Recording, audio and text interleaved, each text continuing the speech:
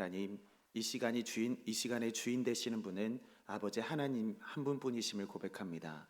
하나님, 이 시간에 말씀하여 주시고 들려주시고 깨닫는 마음 허락하여 주셔서 하나님의 영광만 드러나는 시간 될 수 있도록 주님 일하여 주옵소서. 주님께 모든 영광 올려드리며 살아계신 예수님의 이름으로 기도합니다. 아멘. 옆에 계신 분과 이렇게 인사하겠습니다. 하나님은 당신을 기억하고 계십니다. 저도 당신을 기억하겠습니다. 마지막으로 이렇게 인사해 볼까요? 우리 모두 주의 은혜를 기억하는 사람이 됩시다. 아멘. 혹시 최근에 어쩌다가 한 편의 영화를 보게 되었는데요. OCN에서 갑자기 나오는 영화가 와서 설교를 준비하는 과정 가운데 그렇지라고 생각난 영화가 있었습니다. 혹시 슬럼독 밀리어네어라는 영화를 보신 분 계십니까? 2009년에 나온 영국에서 만들어진 영화인데요. 원작의 인기 소설이 너무나도 인기가 많아서 만들어진 영화입니다. 보신 분 많이 없으시죠? 근데 제가 참 이전에 익숙하지 못한 상황에서 너무나도 감명 깊게 봤던 영화 중에 한 편입니다. 영화를 간단하게 설명드리면요, 영화의 주인공은 인도 뭄바이의 처참한 빈민가 출신, 그러니까 슬럼가의 출신인 18세 청년 자말이라는 청년의 이야기입니다. 그가 콜센터에서 그러니까 마시는 차를 배달하는 그런 일을 하면서 살아가고 있는 어느 날, 그는 갑자기 거액의 상금이 걸린 당시의 인기 퀴즈쇼 누가 백만장자가 되고 싶은가라는 퀴즈쇼에 출연하게 됩니다. 당시에 이제 영화의 세계관에서는 이 모든 문제를 다 맞히면 얼마의 상금을 타게 되느냐, 우리나라 돈으로 약 6억 원을 타게 되는 그런 퀴즈쇼였습니다.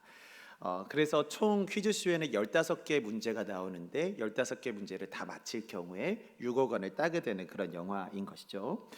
교육을 전혀 받지 못했던 그인데요, 빈민가 출신이다 보니까 무엇을 배웠겠습니까? 그런데 그가요, 문제를 하나하나 전부 다 맞춰가는 겁니다.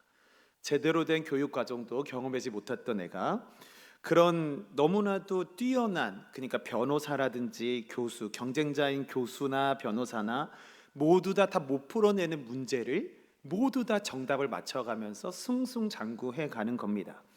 그리고 이제 마지막 15번째 문제만을 남겨두자 사람들의 시각은 어떻겠습니까? 쟤 뭐야? 공부도 못했고 빈민가에서 자란, 가난뱅이로 자란 저 사람이 어떻게 저 마지막 문제 6억 원을 탈 수 있는 마지막 퀴즈까지 올 수 있었지? 라고 의심의 문제를 품게 되는 거죠. 제일 가까이 있었던 진행자 사회자가 경찰에게 고발을 하는 겁니다. 이 사람 부정행위 했으니까 잡아가서 조사하십시오. 그래서 마지막 문제를 두고 이제 그 사람은, 이제 자말이라는 사람은 잡혀가게 되는 겁니다. 그래서 경찰은 그를 부정행위자로 간주해서 고문하고 추궁하기 시작하는 것이죠. 자말은 조사 과정에서 내가 어떻게 이 문제들을 맞춰왔는지를 설명하기 시작합니다. 자신이 경험했던 비참했던 과거사 하나하나를 고백하는데요, 놀랍게도 그가 맞힌 모든 문제의 정답은 그가 겪어왔던 고통스러운 삶의 현장에서 모두 다 드러났던 것입니다. 예를 들면 이런 퀴즈 문제가 있었습니다. 자, 자말, 이번 문제 들으시고 잘 맞춰 보십시오. 이거는 한 인도의 노래, 이런 노래가 있습니다. 자, 이 노래의 가사를 지은 인도의 유명한 시인은 누구입니까? 라는 퀴즈 문제를 냈을 때 여러분, 어떻게 하나도 배우지 못한 사람이 이것을 맞힐 수 있겠습니까?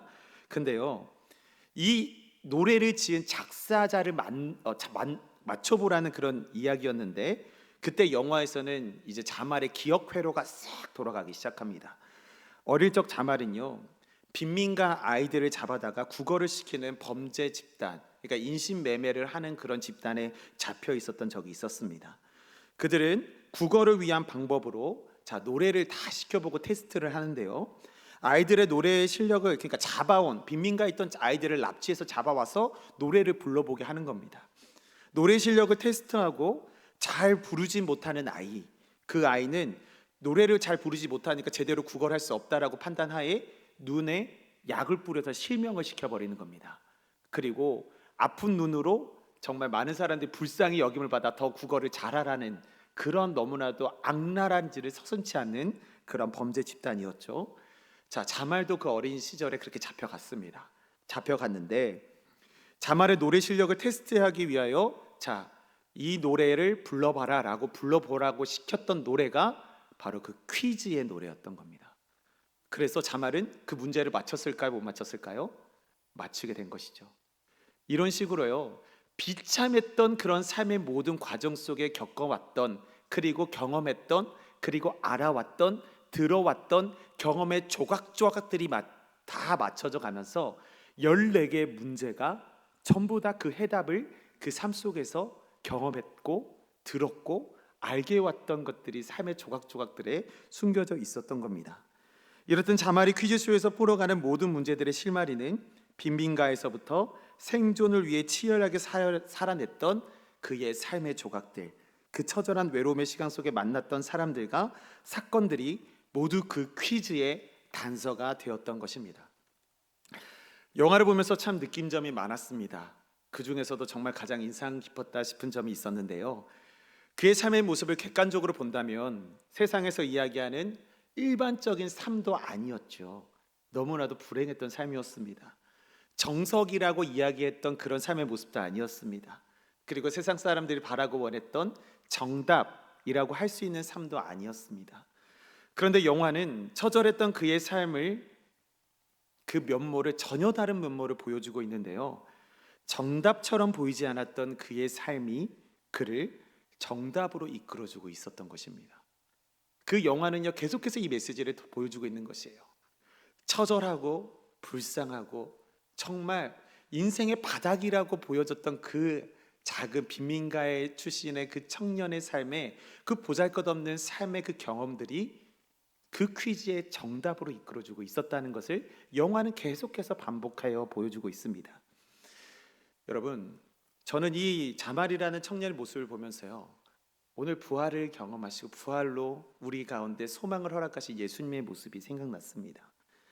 여러분, 예수님의 삶은 어떻습니까? 감히 그분의 삶을 평가해보자는 말이 아닙니다. 비난을 받고 지탄받으며, 그에게 죄명이 있다면 이런 죄가 있었겠죠. 신성모독죄, 안식일 위반죄, 성전모독죄, 반역죄, 민동, 선동죄 등으로 죄명을 덮어씌울 수 있을 만큼 많은 사람들이 보기에 정말 죄인 중에 괴수, 흉악범, 정치범으로 비쳤을 그런 예수님의 모습이었을 겁니다. 사람들이 이렇게 이야기했겠죠. 옳은 길 아니라고, 정답이 없는 길이라고, 마땅히 비판받을 수 있는 그런 삶의 모습을 예수님은 살아오셨습니다. 그런데 어떻습니까? 정답의 길이 아니라 저주의 길이었다며 세상의 지탄을 받던 예수님의 일거수일투족은요, 연결되고 연결되어 지금 우리까지 이르는 생명거리로 우리에게 복음으로 다가왔습니다. 십자가 너머의 영원한 생명을 부여하시기 위하여 그가 친히 육신을 입고 이 땅에 오셨고 고난의 길을 거니셨으며 사람으로서 겪을 수 있는 가장 수치스럽고 가장 고통스러운 십자가로 잠시 생을 마감하셨다가 사망 권세를 깨뜨리시고 부활하심으로 주를 믿는 모든 자녀들에게 하나님의 자녀가 되는 권세, 부활의 자녀가 될 수 있도록 인도해 주신 것입니다. 이 놀랍도록 순종과 헌신의 길을 거니신 예수님께서는 그 십자가의 길을 거니시기 직전에 오늘 본문의 말씀을 제자들에게 허락하신 것입니다. 오늘 본 말씀 14장 26절 말씀 다시 한번 함께 읽겠습니다. 시작. 보혜사 곧 아버지께서 내 이름으로 보내실 성령, 그가 너희에게 모든 것을 가르치고 내가 너희에게 말한 모든 것을 생각나게 하리라. 아멘. 제가 이 말씀을 앞으로 2번 더 읽을 텐데요, 이 말씀을 읽을 때마다 이것이 이제 부활하셔서 곧 승천하실 예수님께서 내게 마지막으로 남겨주신 선물과 같은 그런 말씀이다라는 생각으로 계속해서 함께 읽으셨으면 좋겠습니다. 예수님께서는 왜 이런 말씀을 십자가를 걸어가실 그 사건 그 직전에 제자들에게 이 말씀을 하셨던 것일까요? 저는 이렇게 느껴졌습니다. 마치 예수님께서 무언가를 준비하고 계시는구나. 하나님의 나라로 떠나갈 자신을, 어떤 그런 자신의 처지를 걱정하셔서 말씀하신 것이 아니라 남겨질 제자들, 정말 사랑하는 제자들을 향한 그런 걱정이 묻어나는 그런 말씀처럼 다가왔습니다. 예수님께서 고난의 길을 가는 동안 제자들은 뿔뿔이 흩어지실 것도 예수님은 알고 계셨죠.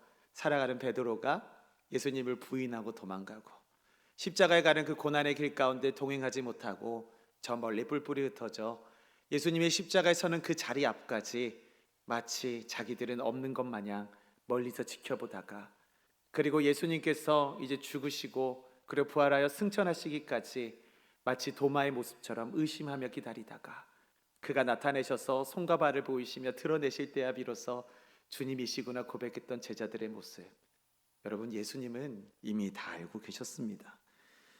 그런데 그가 부활하시고 승천하시어 장차 다시 오실 그때까지 사이에 존재할 예수님의 공백, 예수님께서 죽으시고 다시 부활하셔 승천하시고 나서 다시 오실 그때까지 예수님께서는 그 공백의 기간이 있을 터인데, 예수님께서 그 공백의 기간 동안 제자들이 어떤 모습을 살아내야 할까, 또 어떠한 모습으로 그 상황을 이겨내야 할까를 어쩌면 오늘 말씀을 통하여 준비해 주고 계시는 것입니다. 몇 번이고 두려움 때문에 묻어진 제자들의 보일 반응은 다시 두려움에 휩싸일 것을 불보듯 뻔한 일이었다라고 보여졌기 때문일 것입니다. 부활 승천하셔서 다시 오시기까지의 예수님의 공백, 그 시간 동안 제자들이 무엇을 바라봐야 할지, 무엇을 붙들어야 할지 그 방향을 잡지 못하고 헤맬 상태가 될 것이는 불보듯 뻔한 일이었죠. 그런데 예수님께서는요, 그런 걱정에 쌓일 제자들을 향하여 분명하게 해답을 보여해 주고 계시는 것입니다. 그 말씀이 오늘의 본문 말씀인데요, 다시 한번 말씀 함께 읽겠습니다. 시작. 보혜사 곧 아버지께서 내 이름으로 보내실 성령, 그가 너희에게 모든 것을 가르치고 내가 너희에게 말한 모든 것을 생각나게 하리라. 아멘. 여러분, 예수님께서는요 이미 제자들과 동행하는 그런 과정 속에서 그들에게 심어주셨습니다.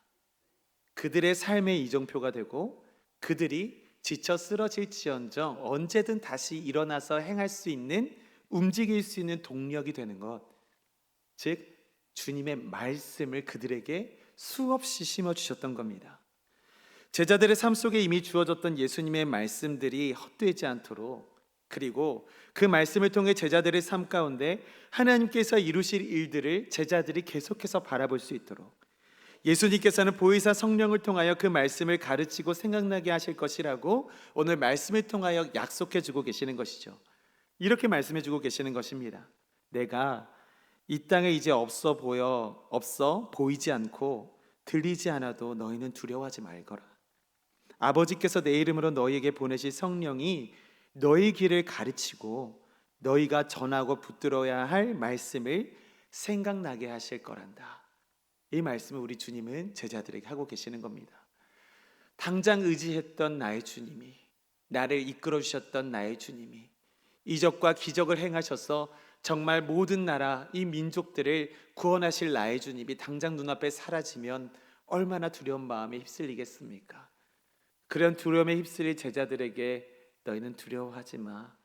내 이름으로 성령을 보내주신 그 성령이 너희를 가르치고 내가 너에게 말한 모든 말들을 기억나게 하실 거야 라고 말씀해 주고 계시는 것이죠.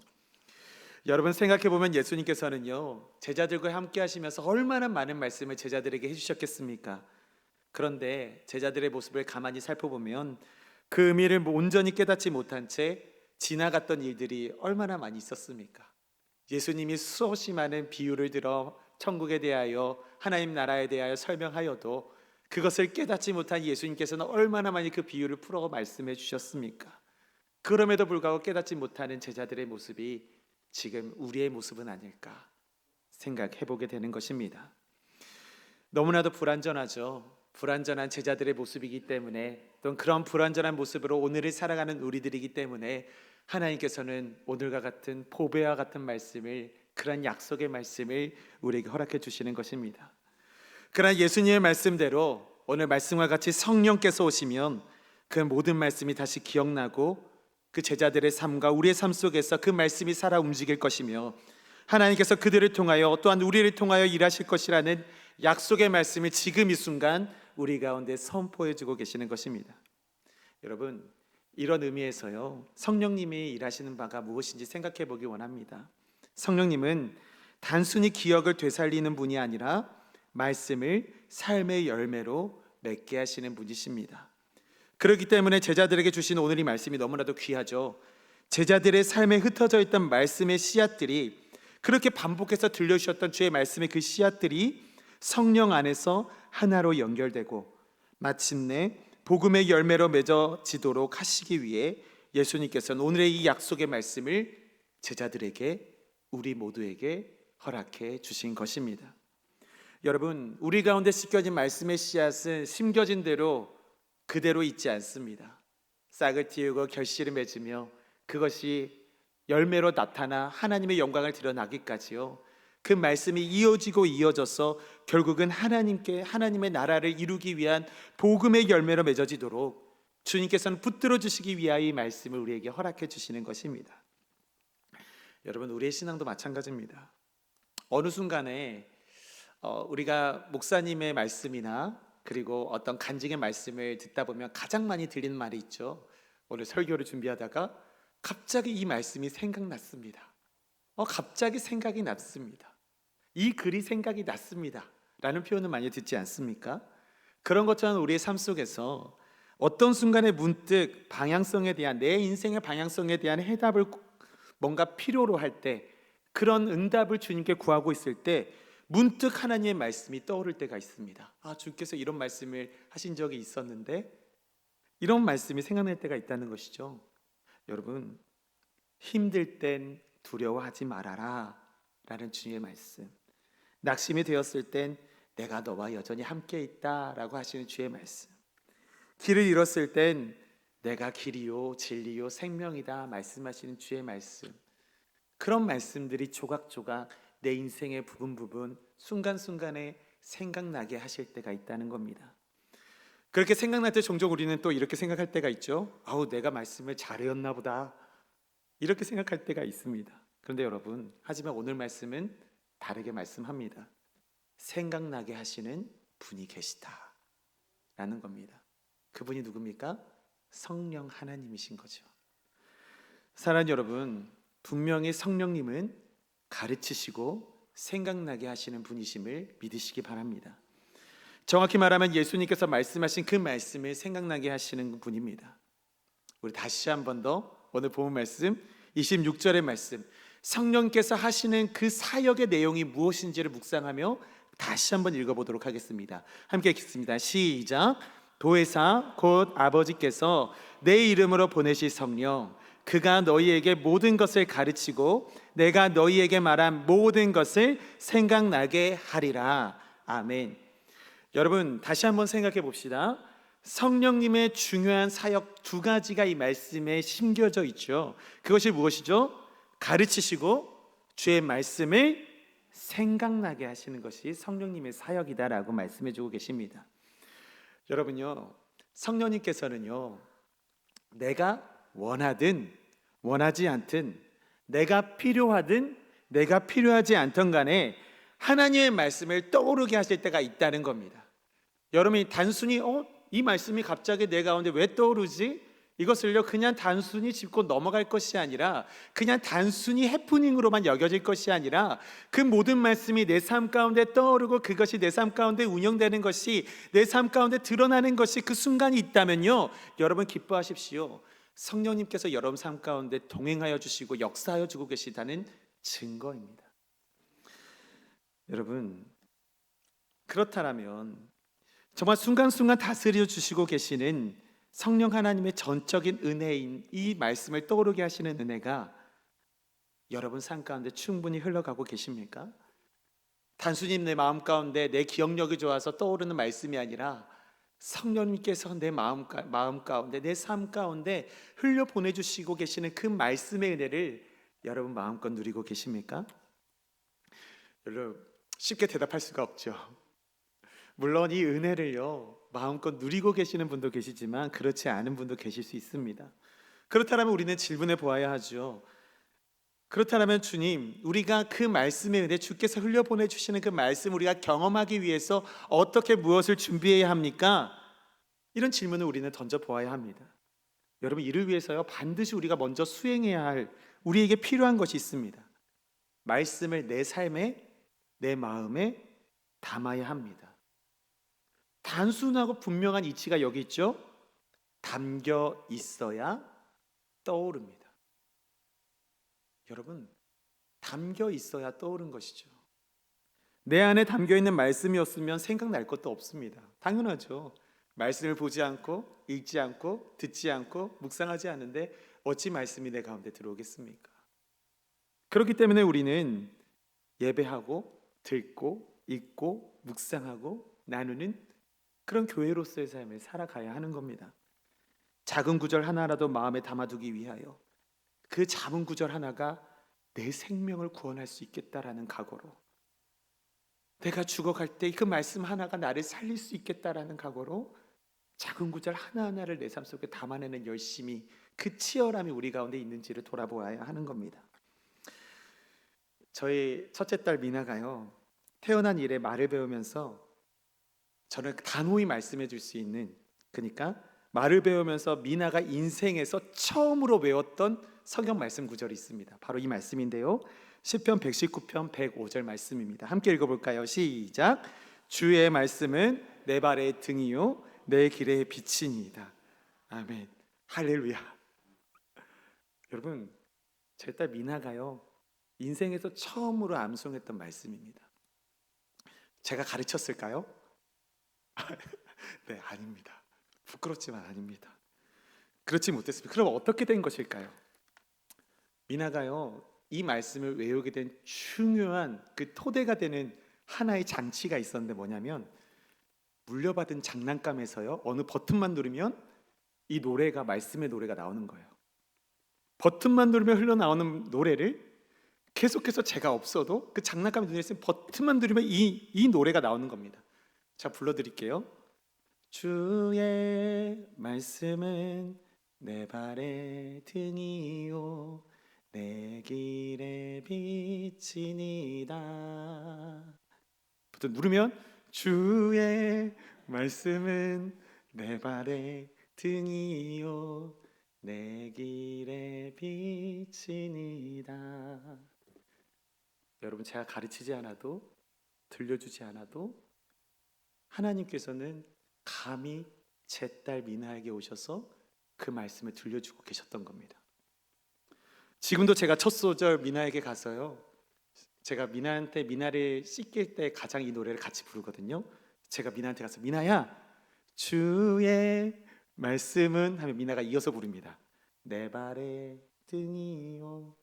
같이 합창으로 같이 내 길의 빛이니이다. 저는 이 말씀이 하나님께서 하나님의 딸 미나에게, 그 미나의 인생길에 주신 가장 중요한 교훈이자 인생의 이정표임을 믿습니다. 그리고 미나가 자라나면서 많은 또 조금의 방황을 경험할 때 이 말씀을 토대로 성령께서 미나에게 기억나게 하셔서 주님의 딸 미나의 길에 인도해 주실 것을 저는 믿습니다. 여러분, 이것이 우리 모두가 누려야 할 은혜 아닙니까? 주의 말씀이 떠올라 기억하게 하시며 수렁에서 건져내어 구원의 길로 인도하시는 그 은혜 말입니다. 사랑하는 여러분, 스쳐 지나갈지언정, 잠시 잠깐 들려오는 하나님의 말씀일지언정 가치 없는 하나님의 말씀은 없습니다. 우리가 우리의 삶에, 우리의 마음에 심은 하나님의 작은 말씀은 우리의 삶 가운데 계속해서 연결될 것입니다. 삶 속에서 연결되어 우리로 하나님 나라를 향한 길로 뚜벅뚜벅 걸어가게 하신 그런 연료가 되게 하실 것입니다. 세상은요 다른 길을 정답이라고 외치고 그 길로 미혹할 때가 있을 겁니다. 그러나 주님을 통하여 우리에게 보여주셨죠. 세상이 예수님의 길을 보며, 예수님의 그 십자가를 보며 그 길은 저주의 길이고 실패의 길이야 이렇게 외치며 조롱했던 길이 영원한 생명에 이르는 길이 되었음을 기억하십시오. 여러분, 우리가 어릴 때 들었던 말씀, 청년 때 붙들었던 말씀, 또는 주님을 처음 만나고 눈물 속에서 붙잡았던 말씀, 혹은 우리가 공동체 성경 읽기로 말씀을 잠깐 틀어놓고 다 듣지는 못했지만 스쳐 지나가던 그런 모습처럼 내 마음에 심겨진 그 말씀이 영원한 생명으로 이어줄 것입니다. 말씀의 능력은 끝이 없습니다. 그 말씀의 능력은 우리를 살게 합니다. 그리고 부활하신 예수님께서 그 제자들을 위하여 이 말씀을, 오늘 말씀을 선포해 주셨던 것처럼 두려워하지 마라.